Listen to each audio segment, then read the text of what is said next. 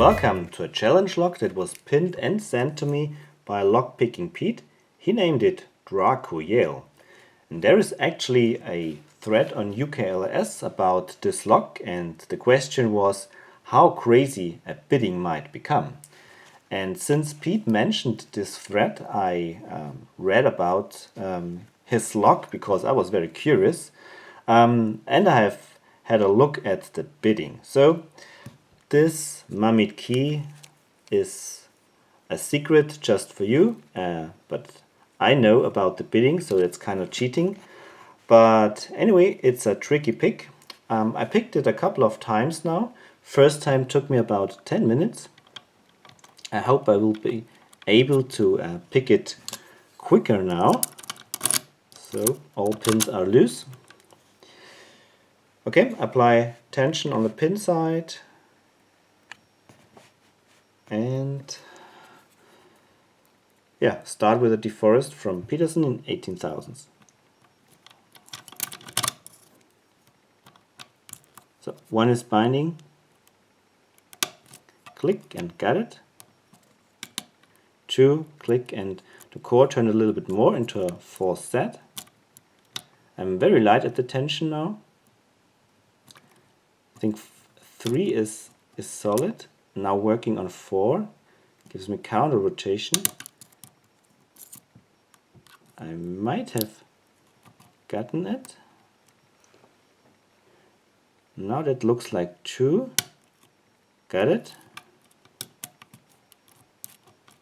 No. Okay, 1 is good. 2 is good. 3 is good. 4 is giving feedback, counter rotation, but you can see I'm here at the end with the possibility of the pick to push down.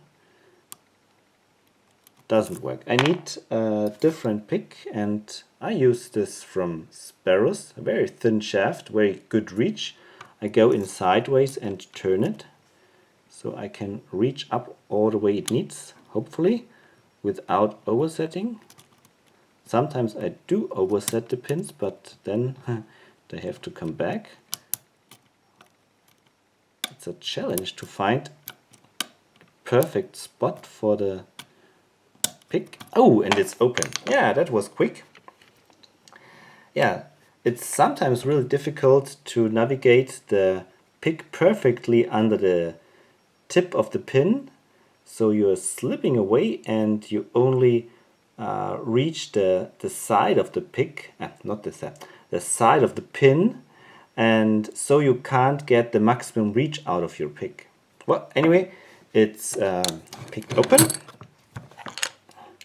I have to say that this was quite fast.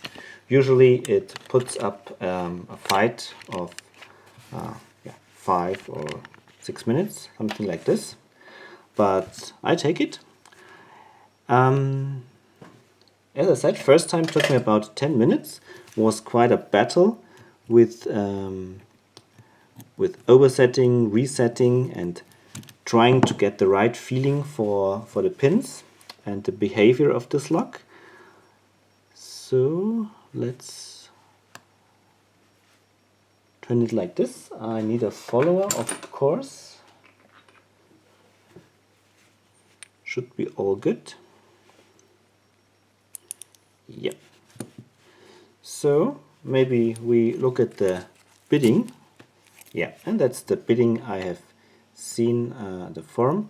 We can see it's relatively crazy with a very deep cut here at 1 protecting 2, very deep cut at 3 protecting 4 and 5. So that's about the most craziest bidding you can probably get.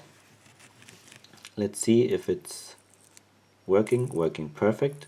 Yeah, sometimes you have trouble when you make a bidding like this, that the key gets stuck, but seems like that the slopes here are pretty nicely filed, so that the key works actually pretty good. Yep. Alright, so let's check the pins.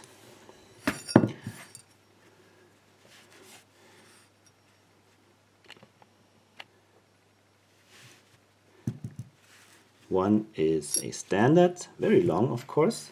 Then we have 2, it has slight serrations. 3 is a standard. 4 is a standard, very short. And 5 is a very short standard pin. Let's check the chambers in the plug. Nothing special here. We can see a little bit of an enlargement towards the shear line. I think this is factory made and shall prevent the key to get sticky over time when there is wear on the pins and on the key itself. So this makes it easier to turn the plug when the bidding does not perfectly match the height of the key pins anymore because of the wear. It makes picking a bit easier, I believe, but other than that, the plug is pretty nice, round. You can see the scratches from the driver pins, so this is a very good used lock, but in perfect condition other than that. Yeah, so let's check the drivers.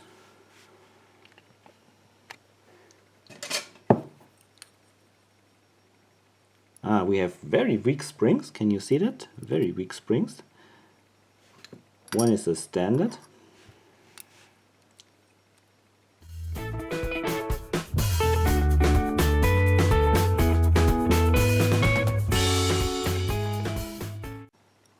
All standard key pins beside of 2, which has serrations.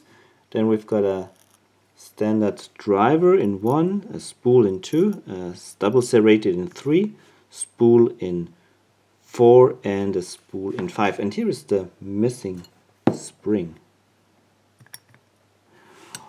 Alright, the springs. Very nice pins, very nice pinning, and of course the challenge here is the bidding. Let's quickly check the effectiveness of the pins as we still have some time.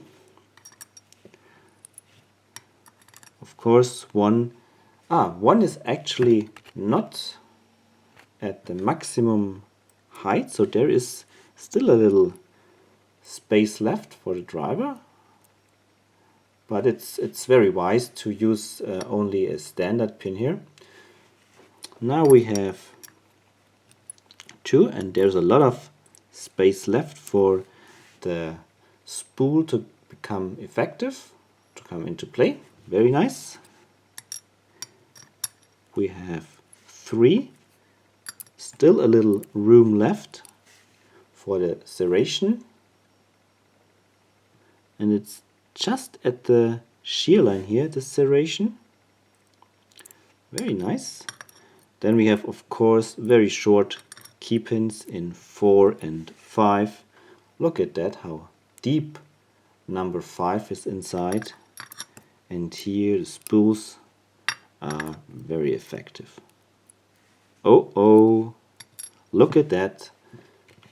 Number 5 actually is not required to be picked at all. But we have seen from the gutting, I did pick it.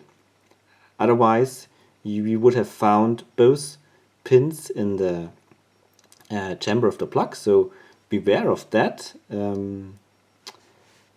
This should not happen.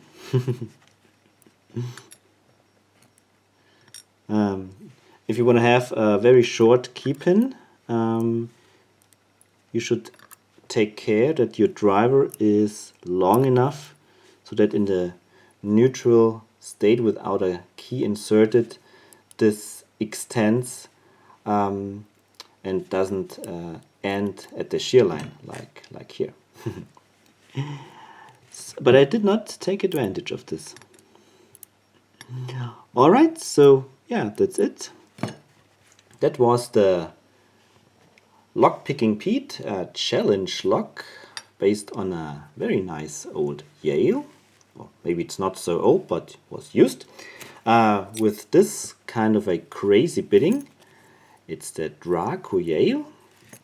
Yeah.